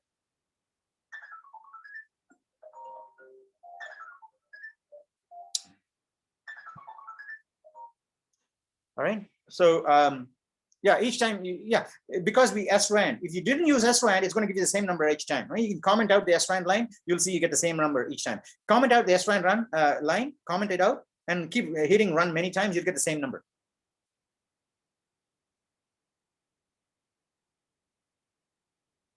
Yeah. If you want to get different random numbers each time, just put that SRAND line there, and you'll get different random numbers each time. Yes. It's really cool, isn't it? Lots of people don't know that. In fact, even in lecture week number 8 or 9 before, when I used to introduce SRAND for people to play around with code, people didn't know how to get different random numbers. They always say, hey, I'm getting the same thing each time. This is the one line thing, the one trick you need to know, right? You get different numbers each time. You can have a different, because you're doing a game or things like that. You want different things each time, right? So this is how you get it. All right, so is everybody okay with this? This is an example of a branching. You can, so below, what you want to do is, let's go get rid of the hello world and start a comment. Let's get rid of the hello world and start a comment there saying, and this is going to be mine, okay? Let me think of something, okay? And say Anand here, okay? Or maybe you say, yeah, Anand, because you know I should have his own, right? So let's say Anand, all right? So I'm going to calculate, do we have any chemistry people here? Physics people here? Well, chemistry, all right. We're out in chemistry. Well, let's say we calculate the number of Avogadro's law, 6.023 times 10 to the 23 atoms. Is it atoms or molecules? I don't know. I've forgotten. Is 6.023 times 10 to the 23 molecules of a substance in 1 mole of? Yeah. Is that right? Yeah. Okay. Or atoms. So let's say. Atoms. I think it could be either. It can be used for anything. Just like a raw number. So it's Yeah. just 6.022 times 10 to the 23rd, whatever. I'll do something very simple. Okay, I'll do something. Let's say how many digits do n students have? Okay, so let's assume each student has 20 digits, right? 20 digits, right? 5, 5, 5, 5, 20 digits. So let's say how many. So Anand, going to calculate the number of digits that n students have. Going to calculate the number of digits that n students have. Is that an easy way to do it? No, I need to. I want something that can use the if also. Right. So all right. So let me do this. I'll do 2. Okay. 1 without if and 1 with if, so that you have an example. People that want to use an if can use that example, right? So all right. So a number. All right. So now, write another comment. Say int n digits equals on line 21. Yeah. Keep my stuff together. Keep my stuff together. Yeah. Right there. And also, I think we can do say n digits, right? Just say num digits or n digits. Because it's mine, okay? For your chunk, you can do whatever you want. Okay, n digits equals n times 20, n times 20. And then I can put a comment there saying each student has 20 digits, right? Put a comment there saying each student has 20 digits. Does that make sense? Okay, all right. Now on the next line, I can do a cout, right? On the cout, I can say, and then like before, n is even. So you say n. Yeah. And then students. No, but that has to be within quotes, right? And see something very important that Noah is doing here. Okay, you didn't see it because he did it really fast. He put a space after the double quote, right? Many people miss that, and you'll see if you don't put the space after the double quote, you'll see that the student runs into the number, right? You have 4s immediately like that, right? So those things you'll figure out where to put spaces like this in your formatting. Okay, I have I don't know, n digits. All right, so that's one that doesn't use, and then new line. And then that's one that doesn't use an if statement. All right, example not using branching, right? Put a comment there saying example using example expression that doesn't use branching. Example expression that doesn't use branching. E.g. You just say e.g. because you want to save characters as much as possible because it'll run fast. Yeah, all right. Examples. All right, so let me do one more. Okay, say Anand 2. And say I want to use one with I want to do one which has an if statement.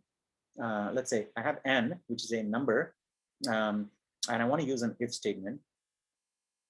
And let's say, okay, I'm going to find out.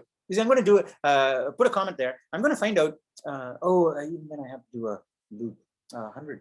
Let me see. This is a multiple of 10. I want to use an if statement. Can someone give me an example? I'm not able to think of right now fast enough. If you have an idea, just give me. I want to make a decision using n. Okay, simple, not some complex decision. I want to make a really simple decision and then do something, right? So I'm thinking I can do something, a simple decision, like is n divisible by 10? But that's not very different from checking if it's even or odd, okay? So something slightly more complex or sophisticated than that, and not just divisible by 10, or not is it a leap year, right? We want to say, is it a prime? That's hard. What can we say? Is it a perfect square? Can you do, is it a perfect square? I don't know. How do you do, can someone think of an if statement that can be worked in here? Which is one example, one simple example that other people can just borrow, right? When they have their own ideas. If statement using n. What can I check decide? how many digits the number is or something like that? Oh, how many digits the number has? That's Yeah. great. That's great. Who said that? I did. Thank you, Noah. Thank you. All right. So I want to calculate the number of digits. Oh, even that I can do without an if statement. Oh, we'll use an if statement, right? All right. So yeah, the number of digits the number has calculated calculated inefficiently. Done inefficiently for demonstration purposes. Done yeah, we got to say, all right, that's fine. That's fine. Okay. If a num is less than 10, it has one digit, right? If num is less than 10, you can do that. Yeah. If num is less than 10, is it num? Oh, n. Sorry. If n is less than 10. If n is less than 10. You can refactor this code, by the way. On the next line, you can say see out the number has one digit, or n has one digit. N has one digit, right? Now, here's a new way of writing if, right? On the next line, we're going to say if num is less than 100. In fact, you know, we should have up to 1,000. We should have up to 1,000. Okay, we'll change that to 100, from 100 to 1,000. Right. So yeah, if num is yeah, on the next, no, that's fine. Leave it like that. On the next line, yeah, you want to say if else space if n is less than 100, n has 2 digits. Yes. And then else. And the last one is you don't need an else here because we know the number is right. Right. So now you can just say else, and then number has 3 digits. And then we want to put a comment on line 29 to say we're not using else if here because we know that the number is under 1,000. And then we want to change that, you know, n% 100 up there to n% 1,000. Yeah. Here we know the number is less than 1,000. Number where you can say n less than 1,000. So therefore no else if here. Therefore no else if needed. Therefore no else if needed. Okay, all right, and change the thing up there to say yeah, rand % 1,000. Okay, now that will give you, and then there should be a random number from 1 to 1,000 inclusive, right? Not to 1 to. Oh, you know what? We actually have 4 digits, right? Because we're doing a +1 there, so you can have one more condition there. So we can say yeah, you can say else, right? And yeah, that's great. Thank you. Else less than 1,000, and now you can say yeah. That's great. Thank you. Don't cut it. You have it in your clipboard because we need it. Put it back and get it in your clipboard. Okay, good. So I do have say it in else here. No, no, you don't have an else. Yeah, right. Else and then open. Yeah, you say the number is 1,000. You know exactly it's 1,000, right? Your number is 1,000. Wait, Professor, we're multiplying. I guess it doesn't matter because n is different, but yeah. Okay. No, you should ask. Any question you have, don't because right now you got to have lots of dumb questions. Okay, you got to get. Everybody has dumb questions, and you got to feel free. Even if you know it's a dumb question, you got to feel free. Get in the habit of asking dumb questions, right? Because that's the way you can inure yourself. Because asking dumb questions is not easy. You got to inure yourself to asking dumb questions, saying dumb things, because it's fine. Who the hell cares, right? Because you're on a mission to learn. Who the hell cares what you say, right? All right. So is everybody okay with this? Now put a bunch of horizontal lines above the word Anand and then below this. So that is my section. Okay. Now everybody should feel free, and then we'll create a comment saying everybody should feel free to create a section like that and write their own. Right. You don't have to have 2 COUts, right? You can just do one if you want, but everybody should have one of their own, right? And I'll just create more ideas. Right. Put horizontal lines. No, not there. Did you put the horizontal line in the main? No, not there. Above my name. Main, above my said, name. Right? Above my name. Above my name. Yeah, sounds good. Above my name. Right. Right there. Right there. Yeah. Yeah, and then also below the last one that I have, right? Below the last one, there you go, right? And then put a comment right above there saying, this is my section. People should just feel free to copy that whole thing, right? And then we're going to do one more, okay? So this is my section. So in fact, you can do what, I think you can do what Kylie did last time. Above the comment you have above there saying, that's mine, right? So yeah, the first one, yeah. So under line 20, under line 20, you can say, put a comment saying, all content until the next divider belongs to Anand, right? All content. Well, it was Your name's already here twice. I mean, yeah, okay. Until the next divider.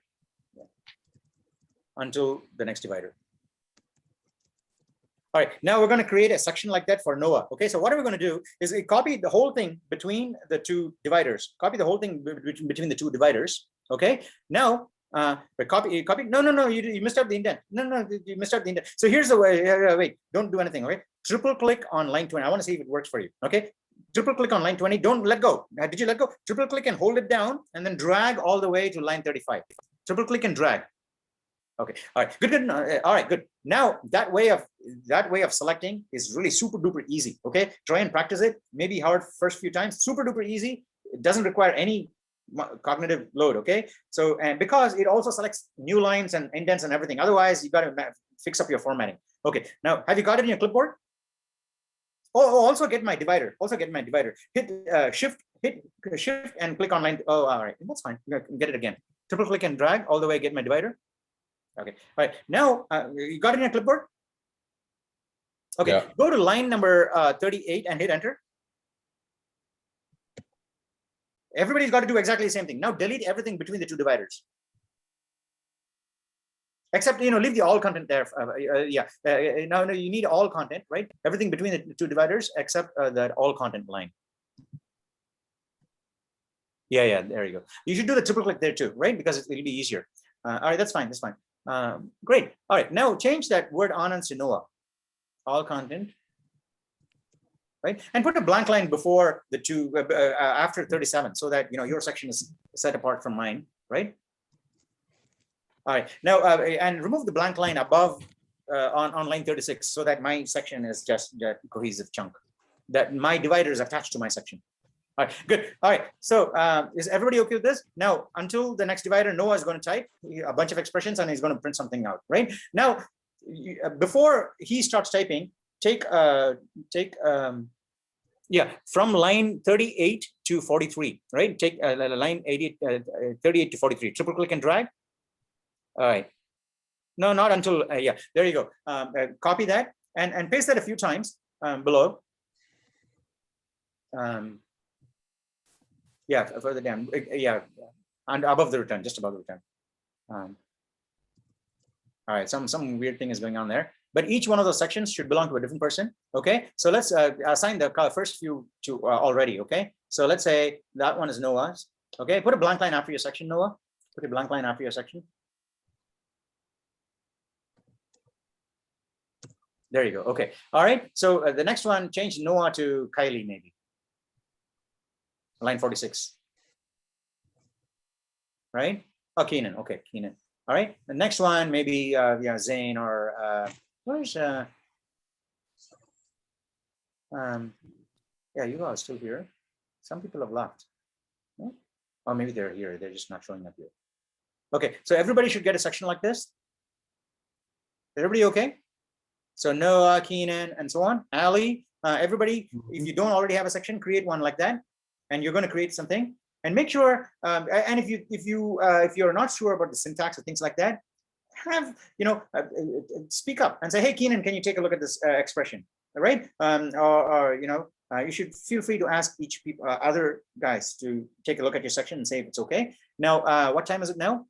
We have time. Hopefully, you guys should be done writing your sections at different times, and then at 9:50 or something, we can run it and see the output, right? And also, let's say above my section, when my section starts, you can say this is me, okay? So every time we can say this is Noah, and I'm calculating this. This is and so on, right? So go to my section. I'll round up mine, right? Round up mine.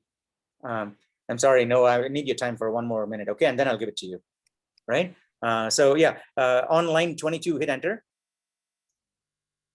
Yeah, and say see out. this C out, and you say Anand. All right, you say Anand, okay, and then colon. I think a colon is two, colon, space, calculating the number of digits and students have, etc.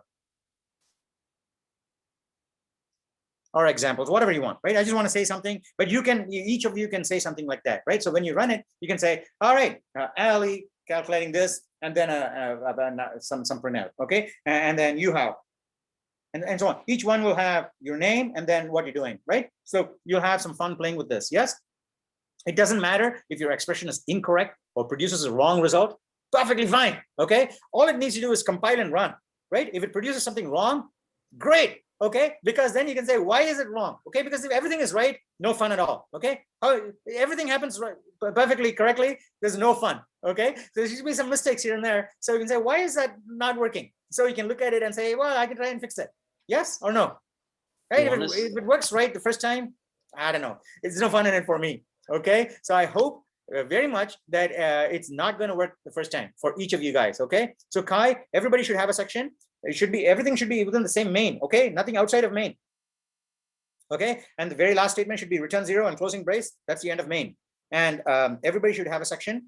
Everybody should be able to guide. You know, if you're stuck and you don't know, and you don't waste time thinking, oh, I'm stuck here. Just say, hey, I'm stuck. Can someone help me? Okay, I'm pretty sure someone will say, take a break from what they're doing, help you, and go back. Okay, please do that. Okay, this is a video. You should all be coding together. Okay, it's a fantastic opportunity. You won't get opportunities like that later. Okay, so take this opportunity, code, and don't run it. Please don't run it, because we want to save the surprise for running it together and looking at the output together and say, hey, that's really cool, right? So hey, Noah, did you find out what you want to calculate? I haven't thought about interesting things that we want to calculate with Anne. But you know, when you're doing this, maybe I can noodle on some interesting things that you can find from Anne. And if you don't have enough ideas, I can generate some. But that's basically it. Is that enough, right? Because today we're starting to code. Everybody's getting an opportunity to code, and I think we've also covered something according to plan. Because this is week 3, I wanted to get into branching statements. Thursday, what we'll do is take that to the next level and say one more example with looping statements. Okay, branching and looping. So now you have more expressions to play with. Okay, and maybe you won't have that, and eventually down the line, we won't have this opportunity. That's what I mean, right? So further on down the line, we won't be able to write a program where many people are coding. Okay, because it'll be one big program which is doing a lot of things. But right now is when many of us can code in the same file, because each one is like 2 or 3 inches long. Yes, because I can tell you, right, in a few weeks time, we're going to write one program which is going to be like 50 lines. And how can many people code that? It's going to be, so this is your only opportunity. If you let go of this, that's it. You got to find out, and getting 50 people in a room to code with you, good luck. Okay, so this is your only opportunity. Either you use it or lose it. So that's get together, code some really cool stuff, and then hopefully we'll all run it together and play with it. Okay, is everybody okay? We did branching, we're going to do looping, and next week we're going to start talking about arrays. Okay, for which we need both branching and looping in place.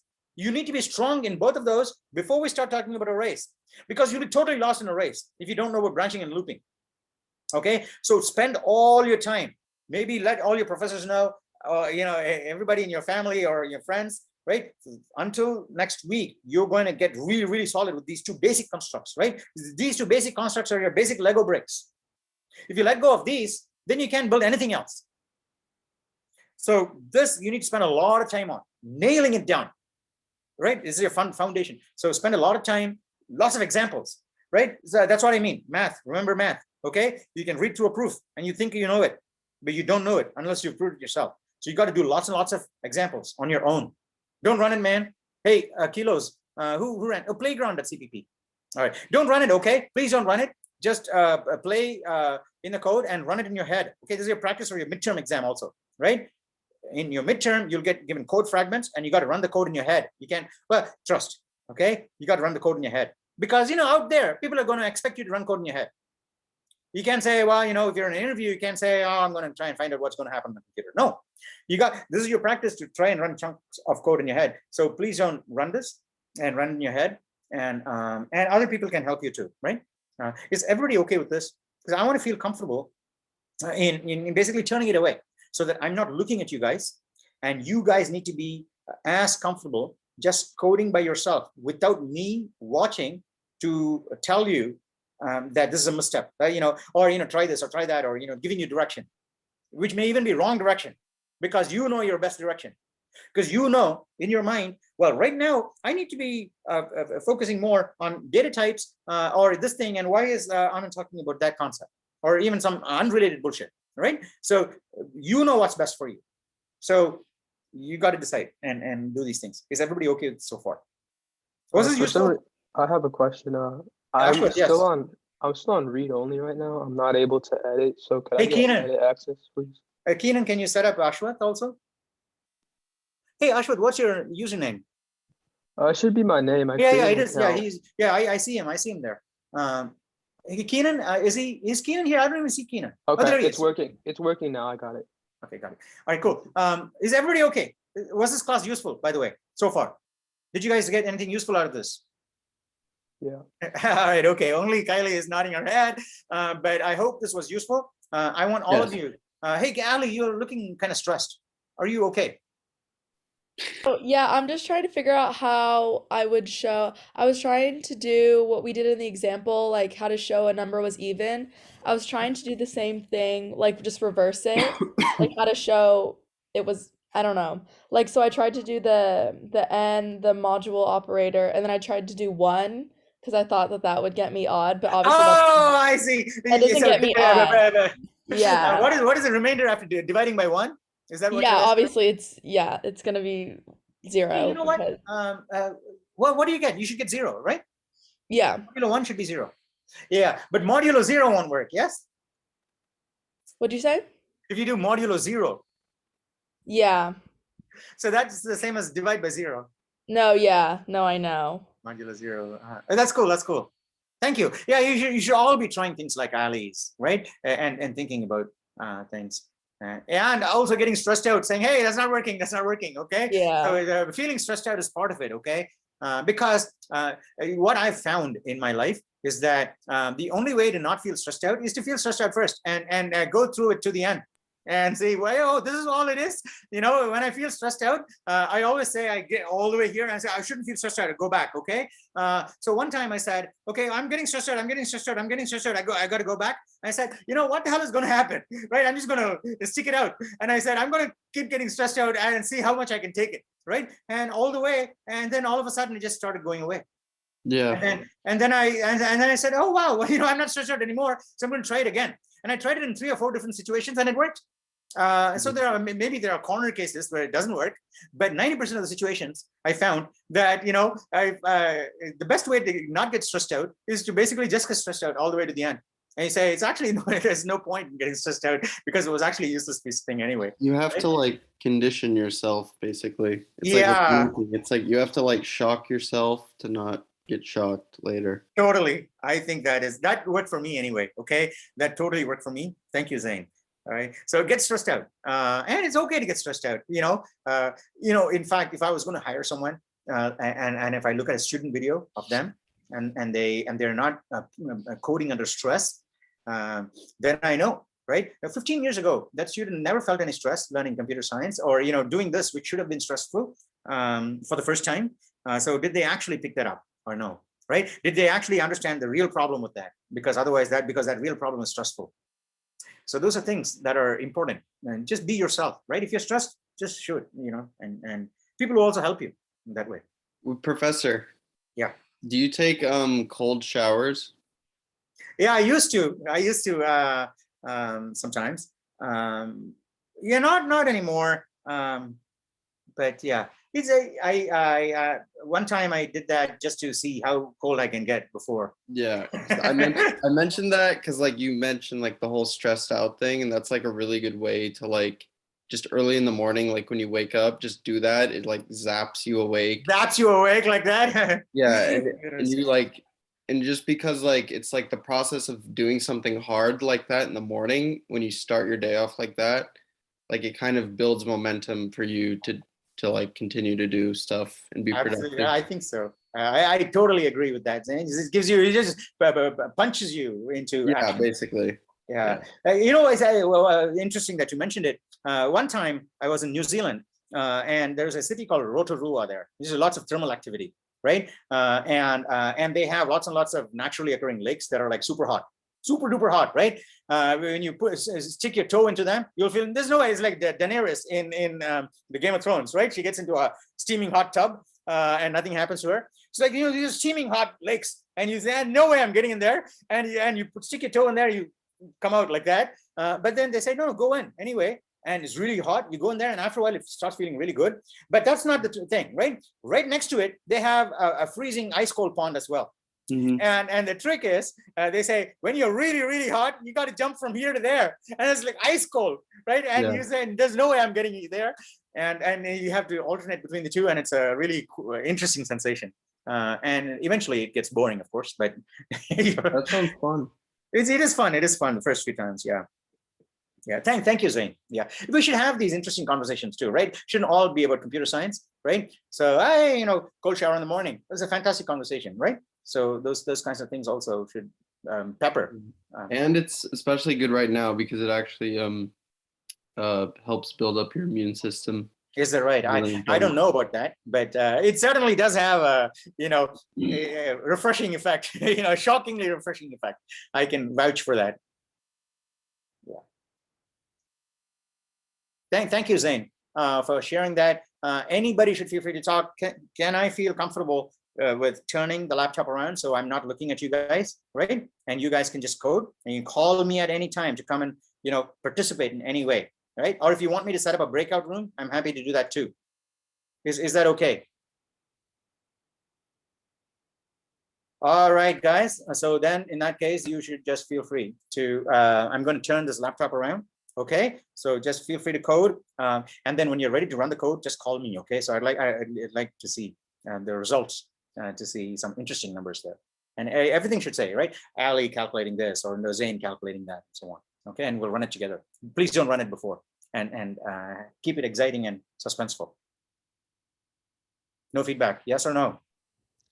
Yeah, so I think I noticed that some people are creating a new random number, but we can all just use the random number that was created at the Please, yeah, everybody use N. Please, everybody use N. Thank you, Kylie. Yeah, can everybody please use N? So we don't even need to like reset the whole. No, just the portion between the dividers. Hey, Keenan, Noah, can you show the portion between my dividers? Okay, do we have SRAND inside or outside of that?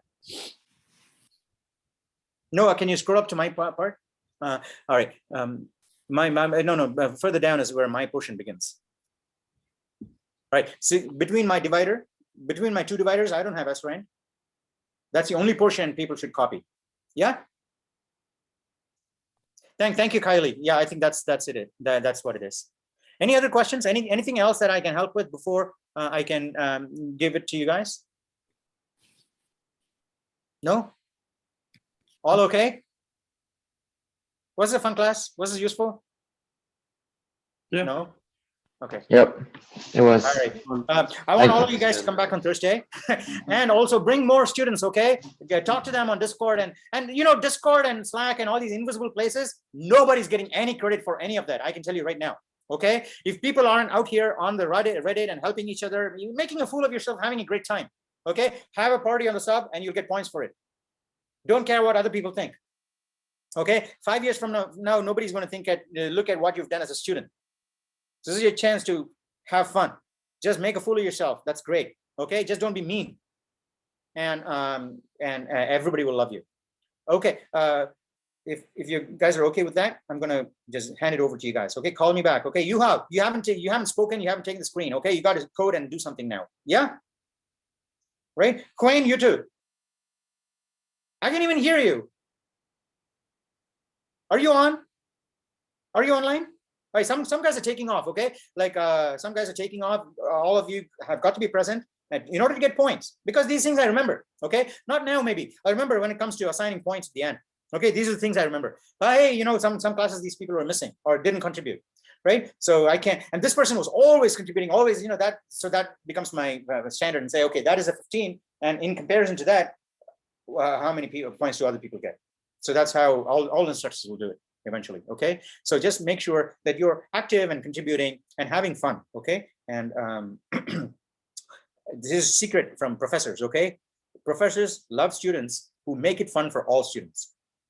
Okay, even if you're not the top student, if you make it enjoyable for all of the other students, professors will love you. Okay, so that is a trick. And every professor will say, you got to learn, you got to get A and A+ and so on. Okay, well, that's secondary. But if you're interested in learning and you can make it fun and interesting for all students, and also make everybody feel good, right? With your presence, you will be a sought after student, a sought after employee, and a sought after entrepreneur by investors who are seeking to put $1 million into you to develop the next great product. Okay, and if you're that kind of student and you've done a great deal of cool things here and helped everybody, and you've gone all the way to Red Quest 9, right? I will set you up with a really plum stipend, okay, for the summer after you finish Red 9, okay, doing a really cool, interesting project that you will be proud of, okay, over summer, 2 months. But you got to do that, and I'll absolutely consider everybody who does that. Okay, so good luck for everything. Just be fun, have fun and enjoy it and spread the joy. Okay, that's the only thing there is. Nothing else counts. At the end, when you're counting your beans on your deathbed, you'll basically say, how many days did I have fun in my life? Okay, all right, good, great. All right, I'm going to turn it around now. Just call me if you need anything. Wait, Professor, one quick question. Yeah. So even though this is 2A, we can still do the red quests. Totally. Okay. Anybody can feel free, and you don't even have to be my student, right? In fact, on the Reddit, sometimes you see posts from people halfway across the world who are not even my student. Okay. So anybody can quest. And if you have little kids that in your family, okay, maybe your elder sister or kids, cousins, and they're interested in computer science or puzzles, right? And maybe you're doing green, get them on a laptop next to you and have them do blue quests because you've done them already. And then get them interested in computer science and play with them, get them to do leak code and things like that. These are the ways in which you can build a community around you, right? Even within your own circle, all interested in the same thing. And then you'll have a lot of fun. Okay, and then eventually maybe you'll come up with an idea that will become a great product. Yeah, and if you finish blue, go on to green, red, okay, all the way through. There's a lot of fun things to do, and share the joy. Okay, and contribute on the Reddit also. None of this is just restricted to Foothill students. Okay, only Canvas. Even YouTube videos, anybody can attend. Well, not anybody can view, right? Because it's all public. But Canvas videos, Zoom videos, and Canvas, they're only ones for the $170 you paid at Foothill, right? And also STEM Center and all these other goodies that really cool, food and stuff. That's for people that are paying. But everything else for learning is free. Anybody in the world can do this, okay? And that's your whole world is your classmates. So take it away and have a great time, okay? And call me if you have any issues. Right? Damn, it's 9:50, but you still have time, okay? People can drop off if they want, okay? But if you guys want to continue coding, we'll pick this up on Thursday. We'll pick this up. Hopefully we won't have to do so much of prep stuff on Thursday. On Thursday, what we'll do is take exactly this code, Keenan or Noah. Remember the thing, and then in my section, right? We'll do under if. We'll also do a very simple loop, maybe while or for. Okay, we'll do one for loop and one while loop. Okay, very simple. Are we not running it this time? No, you should run it, right? I'm saying people may drop off, right? Kylie has a class in 10 minutes, right? So Kylie will go up, and so yeah, people will drop off, but anybody who's able to stay should just stick around. I'm not going to stop the recording, okay? Because Kylie will come back and look at the video later, right? The last 10 minutes she missed, right? So you guys can continue to code and do that and run it and so on. I'm going to be here, okay? Even if it's 10:15 or something, right? I have a meeting later in the day, but until then, feel free to call me, okay? Call me and have a look at the code. I'm happy to come by and take a look. Yes? Okay? Yes. At the end of the day, this is what I want, right? I want all of you to become excited, okay? Excited about computer science, because this is really, really cool stuff.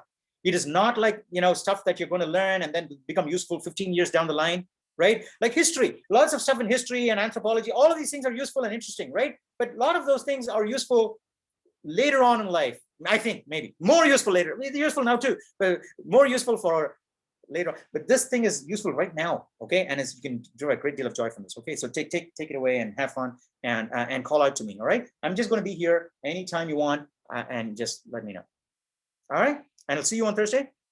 You can call me later too. See you on Thursday. Everybody okay with this? Thumbs up if you're good. Okay, and Van, except Van, you got to say yes. Okay, Van's gone. Yes. All right. Okay, Van's yes. Okay. All right. Cool. All right. You guys should take it away and let me know. Bye. Thank you, Professor. Yeah. Bye. Thank you.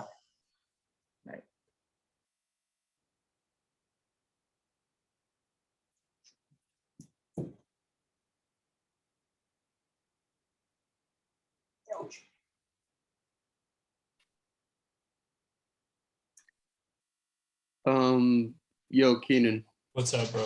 do you know if I'm guessing you already did the first quest?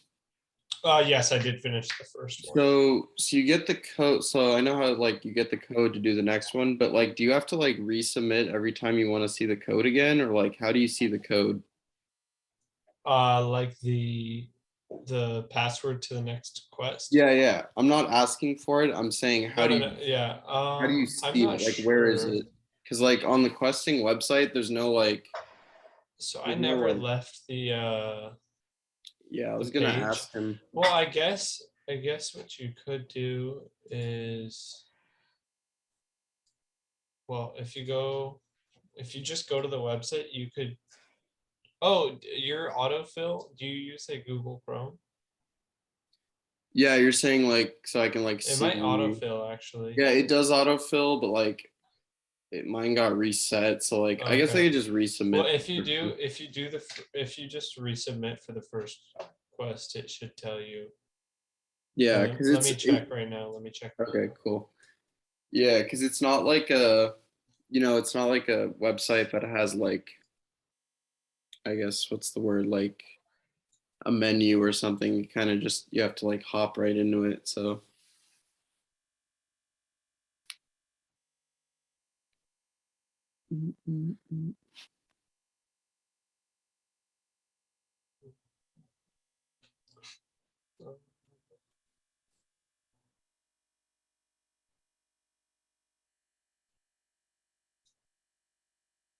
Oh, I accidentally. Oh, sent he's the still wrong- here actually. Professor? No, I think he left for a sec. The first quit or the first quest. So basically, like my question is like, how do you see the successive passwords that you've unlocked without like having to resubmit? Oh, maybe in the /Q page. Let me Oh, see. yeah, you're right. Yeah, you're Let's right. see. It might show. I don't know. No, yeah, And then you do that's your probably it. stupidity. Because that's where you see the trophies, right? Yeah. Let's see. Okay. Yeah, double check. That I bet you that's probably it. Good memory. I didn't even remember that. Yeah, it does say. Okay, sick. So it shows like the quest and then what you got from it. I just got rid of all my trophies on accident. You said it? No, so if you after you finish the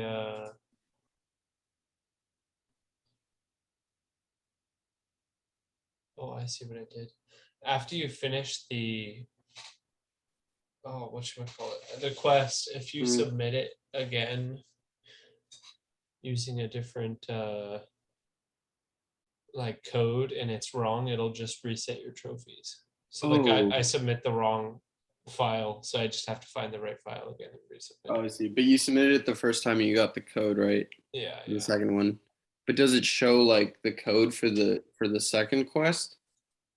Or the password, I mean? It does on the trophies page. Okay, cool. Thanks. That's all. That's what I was wondering. Thank you. Yep, no problem. Wait, can we run? Oh no, I exited. Have you started the second quest yet or not yet? No, but I was planning on doing it probably like early. Okay. Week, Yeah, I finished the first section of it. Mm-hmm. That's cool. Yeah. Do you have any programming experience before this? No, I was struggling because I couldn't figure out how to put down the like symbols. Like, well, have you looked at the first or the second one yet? Hmm. Like, have you opened it up I yet? barely looked at it. I just opened it and then yeah, my internet. Yeah, like, yeah, I feel for you because like coding is definitely rough in the beginning when nothing really makes sense. Like I have like background in Python and Java, so Oh, this is okay, like okay. not too difficult. I mean, it's still like I don't know any C++ before coming into this class, so like it's still a new language, but like Yeah. I can understand the logic of stuff. So like it definitely takes some time, and it's part of like the process. Like what the professor said, you're just gonna have to get like really frustrated to learn basically. So Yeah, like right now, I'm working on the second mini quest, like the second part of the second quest. mhm. And I'm just like, for some reason, my math isn't adding up right. Mhm. I think it might have to do with how I have my. I think I need to like put parentheses down or something. I'm not sure. Yeah, with it's not always like the compiler is not always going to read it like how a calculator would necessarily. Yeah, the syntax could like another good way, like instead of for math, like expressions or formulas or whatever equations, like instead of doing it all in one line, like break it down, like put variables for each value, and then like that way you can see exactly what you're doing, and then at the end you can put it all together. Also, like writing it out on paper helps.